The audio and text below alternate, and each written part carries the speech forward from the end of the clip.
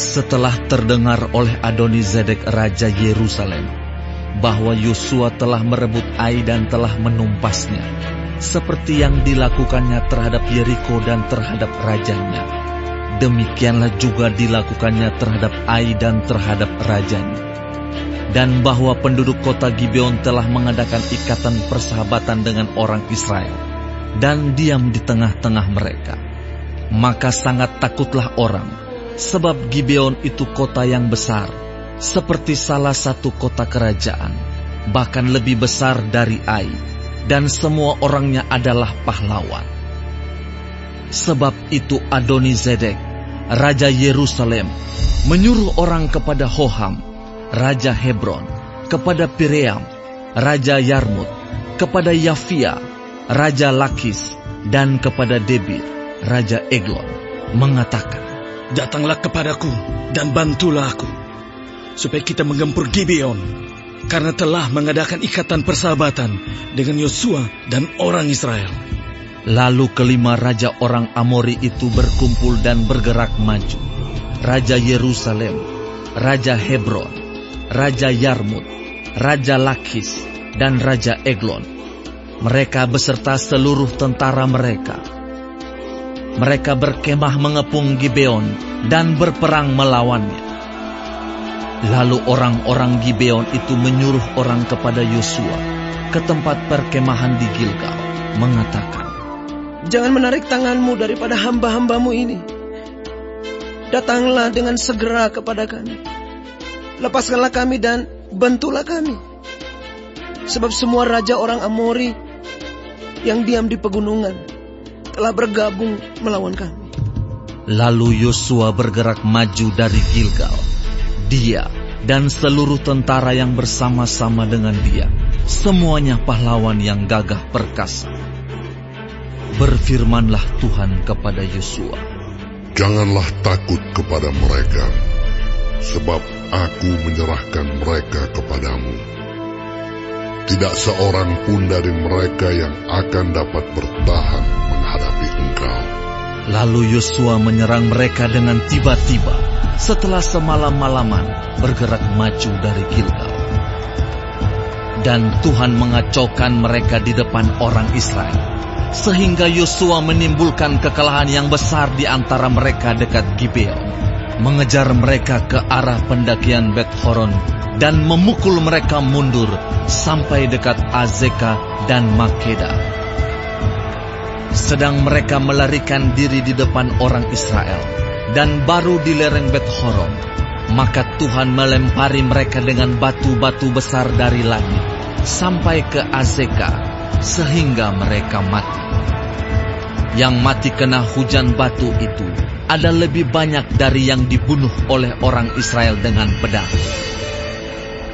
Lalu Yosua berbicara kepada Tuhan pada hari Tuhan menyerahkan orang Amori itu kepada orang Israel.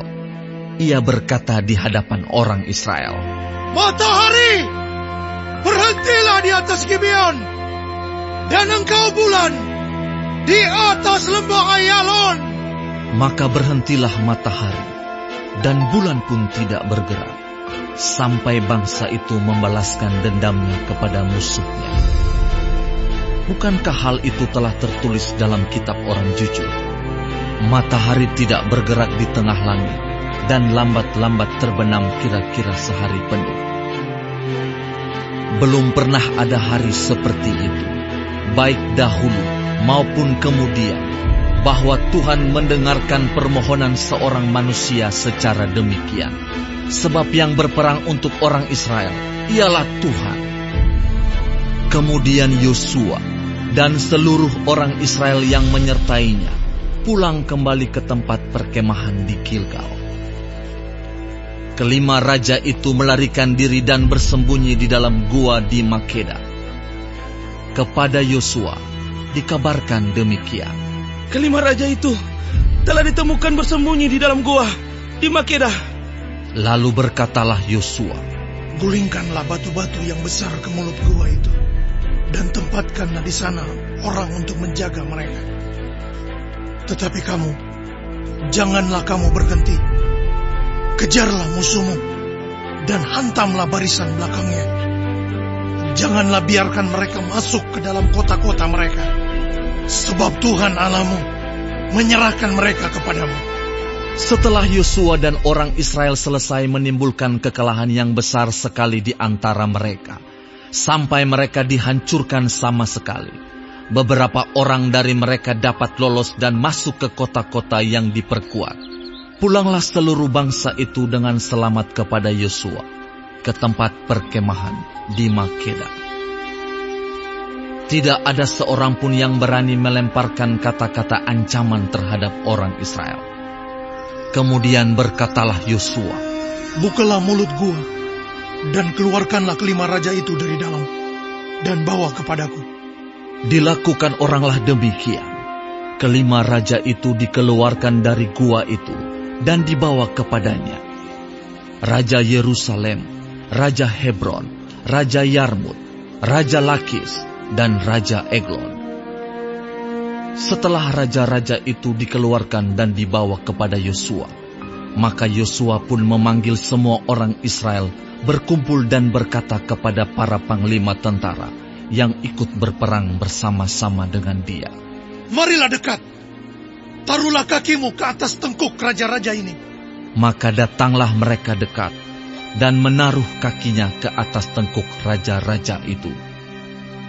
Lalu berkatalah Yosua kepada mereka, "Janganlah takut dan janganlah tawar hati. Kuatkan dan teguhkanlah hatimu. Sebab secara itulah akan dilakukan Tuhan kepada semua musuhmu yang kamu perangi." Sesudah itu, Yosua membunuh raja-raja itu dan menggantung mereka pada 5 tiang, dan mereka tinggal tergantung pada tiang-tiang itu sampai matahari terbenam. Tetapi menjelang matahari terbenam, atas perintah Yosua, mayat mereka diturunkan dari tiang-tiang itu dan dilemparkan ke dalam gua, tempat mereka bersembunyi. Lalu mulut gua itu ditutupi orang dengan batu-batu besar yang masih ada sampai sekarang. Pada hari itu, Yosua merebut Makeda, dan kota itu dipukulnya dengan mata pedang, juga rajanya. Kota itu dan semua makhluk yang ada di dalamnya ditumpasnya. Tidak ada seorang pun yang dibiarkannya lolos. Dan Raja Makeda diperlakukannya seperti telah diperlakukannya Raja Yeriko. Kemudian Yosua dengan seluruh Israel berjalan terus dari Makeda ke Libna, lalu memerangi Libna. Dan Tuhan menyerahkan kota itu juga kepada orang Israel, beserta rajanya. Yosua memukul kota itu, dan semua makhluk yang ada di dalamnya dengan mata pedang. Tidak ada seorang pun di dalamnya yang dibiarkannya lolos, dan rajanya itu diperlakukannya seperti telah diperlakukannya Raja Yeriko. Kemudian Yosua dengan seluruh Israel berjalan terus dari Libna ke Lakis, lalu berkemah mengepung kota itu dan berperang melawannya. Dan Tuhan menyerahkan Lakis kepada orang Israel. Yosua merebut kota itu pada hari yang kedua. Kota itu dan semua makhluk yang ada di dalamnya dipukulnya dengan mata pedang, tepat seperti yang dilakukannya terhadap Libna. Lalu Horam, Raja Gezer, maju untuk membantu Lakis, tetapi Yosua menewaskan dia dan rakyatnya, sehingga tidak ada seorang pun padanya yang dibiarkannya lolos. Kemudian Yosua dengan seluruh Israel berjalan terus dari Lakis ke Eglon, lalu mereka berkemah mengepung kota itu dan berperang melawannya. Kota itu direbut mereka pada hari itu juga, dan dipukul dengan mata pedang. Semua makhluk yang ada di dalamnya ditumpasnya pada hari itu, tepat seperti yang dilakukan terhadap Lakis. Kemudian Yosua dengan seluruh Israel bergerak maju dari Eglon ke Hebron, lalu berperang melawannya. Negeri itu direbut mereka, dan dipukul dengan mata pedang, juga rajanya dan segala kotanya dan semua makhluk yang ada di dalamnya. Tidak seorang pun yang dibiarkannya lolos, tepat seperti yang dilakukannya terhadap Eglon. Kota itu dan semua makhluk yang ada di dalamnya ditumpasnya. Kemudian Yosua dengan seluruh Israel kembali ke Debir, lalu berperang melawannya. Negeri itu beserta rajanya dan segala kotanya direbutnya dan dipukul dengan mata pedang. Semua makhluk yang ada di dalamnya ditumpas mereka. Tidak seorang pun yang dibiarkannya lolos. Seperti yang dilakukannya terhadap Hebron, demikianlah dilakukan terhadap Debir beserta rajanya, sama seperti yang dilakukannya terhadap Libna beserta rajanya. Demikianlah Yosua mengalahkan seluruh negeri itu, pegunungan, tanah Negeb, daerah bukit dan lereng gunung, beserta semua raja mereka. Tidak seorang pun yang dibiarkannya lolos, tetapi ditumpasnya semua yang bernafas, seperti yang diperintahkan Tuhan, Allah Israel. Yosua menewaskan mereka dari Kades Barnea sampai Gaza, juga seluruh tanah Goshen sampai Gibeon. Semua raja ini dan negeri mereka telah dikalahkan Yosua sekaligus, sebab yang berperang untuk orang Israel ialah Tuhan Allah Israel. Kemudian Yosua dengan seluruh Israel pulang kembali ke tempat perkemahan di Gilgal.